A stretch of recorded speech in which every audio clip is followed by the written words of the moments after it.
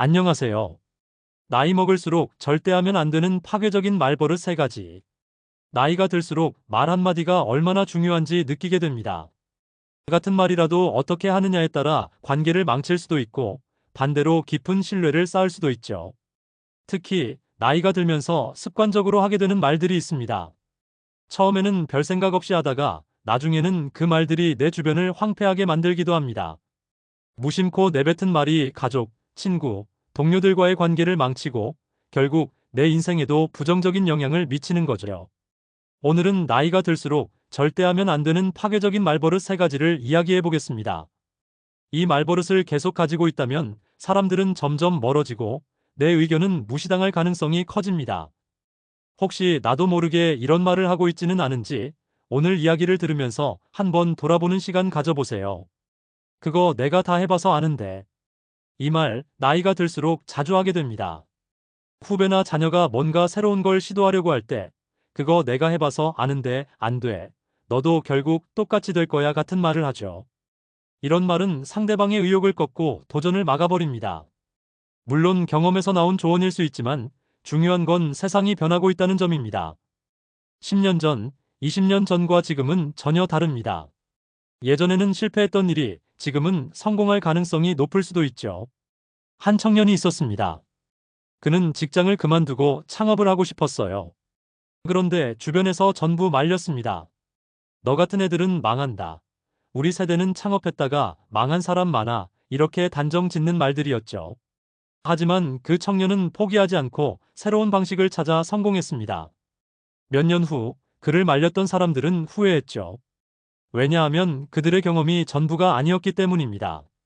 그러니까 같은 조언이라도 내 경험에서는 이랬지만 너는 다를 수도 있어.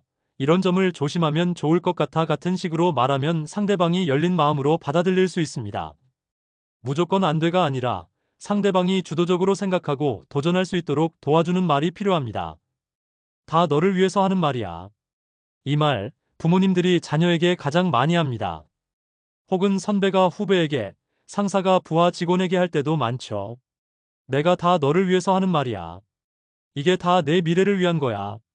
그런데 이상하게도 이런 말을 들으면 기분이 좋아지기는커녕 부담스럽거나 답답한 경우가 많습니다. 왜 그럴까요? 문제는 이 말 뒤에는 상대방을 조종하려는 의도가 숨어 있기 때문입니다. 진짜 상대를 위한 조언이라면 선택권을 줘야 합니다. 하지만 이 말은 마치 내가 시키는 대로 해야 해. 내 말이 정답이야. 같은 의미로 들릴 때가 많습니다. 한 친구가 있었습니다. 그는 음악을 하고 싶었지만 부모님은 그건 현실성이 없어. 우리가 다 너를 위해서 하는 말이야. 공무원이 되는 게 훨씬 안정적이야.